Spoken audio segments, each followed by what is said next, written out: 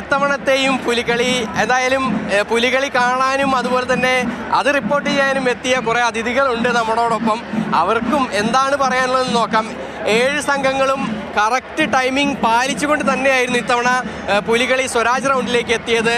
അതിനോടൊപ്പം തന്നെ എല്ലാ സംഘങ്ങളുടെ കൂടെയും ഏറ്റവും മികവുറ്റ പുലികളുണ്ടായിരുന്നു, ഏറ്റവും മികവുറ്റ ടേബിളുകൾ ഉണ്ടായിരുന്നു, അതുപോലെ തന്നെ ഏറ്റവും മികവുറ്റ പുലി വണ്ടികളും ഉണ്ടായിരുന്നു. എന്തായാലും അതിഗംഭീരമായി ഇത്തവണത്തെയും പുലികളി എന്നുള്ളതാണ് എടുത്തു പറയാൻ കഴിയുന്ന ഒരു കാര്യം. അരുണ, എങ്ങനെ ഉണ്ടായിരുന്നു ഇത്തവണത്തെ പുലികളി? അതിൽ ആദ്യമായിട്ട് പുലിക്കളിക്ക് എത്തിയ 2 പേരുണ്ട്. ആ 2 പേരിലേക്ക് പോട്ടെ, അതാണ് അതിന്റെ ഒരു ആവേശമായിരുന്നു എന്താ ചെയ്യേണ്ടതെന്നുള്ളത്. പക്ഷേ എങ്ങനെയുണ്ട് പുലികളി? എങ്ങനെയുണ്ട്? ഒരു രക്ഷയില്ല. പെടച്ചല്ലേ അങ്ങനെ പറയണ്ടേ? പെടച്ചു എന്ന് പറഞ്ഞാൽ പെടച്ചു കേട്ടോ. ഒരേ വൈബ് അല്ലേ? അയ്യോ, ഒന്നുകൂടി പറയട്ടെ, പുലി കളിയല്ല, നമ്മൾ വീണ്ടും ഓർമ്മിപ്പിക്കുക, പുലി കളിയാണ്. അപ്പോൾ ഫുൾ ആവേശം തന്നെയായിരുന്നു. ഞാൻ ആദ്യമായിട്ടാണ് പുലികളിക്ക് വരുന്നത്. അതിൻ്റെതായിട്ടുള്ള എല്ലാ ആവേശം എനിക്കും ഉണ്ടായിരുന്നു. റൗണ്ടിലും മൊത്തത്തിൽ ആ ഒരു തിരക്ക് കണ്ടപ്പോൾ നമ്മളും അതിന്റെ ഒരു വൈബിലായി, നമ്മളും പുലികളായി. ഏറ്റവും ഇഷ്ടപ്പെട്ട പുലികൾ ഏതൊക്കെയാണ്?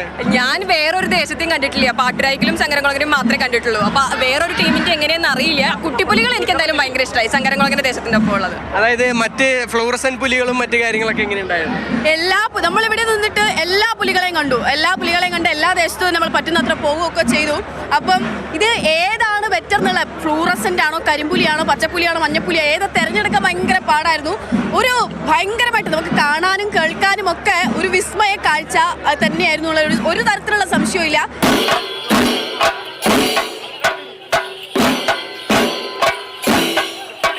വയനാടും നമ്മൾ ചേർത്ത് പിടിച്ചു. അതെ, വയനാടിനെ ചേർത്ത് പിടിച്ചുകൊണ്ട് ആ ടാബ്ലോ വന്നപ്പോൾ അതൊരു വേറൊരു ഫീലായിരുന്നു. നമ്മൾ വയനാട് എന്നുള്ള പ്രശ്നമുള്ളത് കൊണ്ട് നിർത്തിവെക്കുമോ എന്ന് തോന്നിപ്പിച്ച്, അല്ലെങ്കിൽ ഇത്തവണ ഇല്ല എന്ന് തോന്നിപ്പിച്ചെടുത്ത് നിന്ന് അതേ വയനാടിന് ഉരുളുപൊട്ടിയ മണ്ണിനെയും, അവിടുത്തെ വയനാട് എന്ന് പറയുമ്പോൾ തന്നെ അത് വയനാടാണ്, വനങ്ങളുടെ നാടാണ്. അവിടെ ആനയാണ് എന്നെ രക്ഷിച്ച ഒരു കരിവീരനാണെന്നൊരു അമ്മൂമ്മ വന്ന് പറയുന്നത് നമ്മൾ കണ്ടു. അത് സത്യമാണോ, അത് അവർക്ക് തോന്നിയതാണോ ഒന്നും നമുക്കറിയില്ല.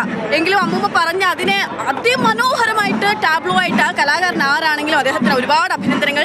എല്ലാം കൊണ്ടും, ആശയം കൊണ്ടും, കാണാനുള്ള ഭംഗി കൊണ്ടും, എന്റർടൈൻമെന്റും ആണ്. ഒരു ഇൻഫോർടൈൻമെന്റ് എന്നൊക്കെ നമ്മൾ പറയും പോലെ എന്തായാലും പോലീസ് സ്റ്റെപ്പൊക്കെ എന്തായാലും അടിച്ച് അടുത്ത തവണ ഇതിപ്പോ മലപ്പുറത്ത് തിരിച്ചെത്തിയാൽ ഈ സ്റ്റെപ്പ് ഒരു മോചനം ഉണ്ടാവുള്ളൂ. ഇപ്പോഴും ഇങ്ങനെ ആടി പോവാ. അല്ലാതെ അടുത്ത തവണക്ക് പുതിയതായിട്ട് എന്തെങ്കിലും പഠിച്ചോ? അത് എല്ലാവരും പറയുന്നുണ്ട്. അവിടുത്തെ പുലികളൊക്കെ പറയാട്ടോ. കഴിഞ്ഞ പ്രാവശ്യം ഇങ്ങനെ പറഞ്ഞില്ല, ഇപ്രാവശ്യം പറയാം അടുത്തത് വരയ്ക്കാട്ടോ, അങ്ങനെ പറയുന്നുണ്ട് എല്ലാവരും. എന്റെ പേടി കണ്ട് ആസ്വദിക്കായിരുന്നെങ്കിൽ അരുണതിന്റെ ആത്മാവ് ഉൾക്കൊണ്ട് ഒപ്പം സ്റ്റെപ്പ് ഇപ്പോഴും അതെങ്ങനെ താളം പിടിച്ചുകൊണ്ടിരിക്കുകയായിരുന്നു. ഓരോ പൂരത്തിനായാലും പുലിക്കളിക്കായാലും അതിന്റെ വൈബ് എന്താണോ അത് നമ്മൾ പിടിക്കുക എന്നുള്ളതാണ്. എന്തായാലും ഇത്തവണത്തെ പുലിക്കളി അതിഗംഭീരമായി തന്നെ അങ്ങ് അവസാനിക്കുകയാണ്.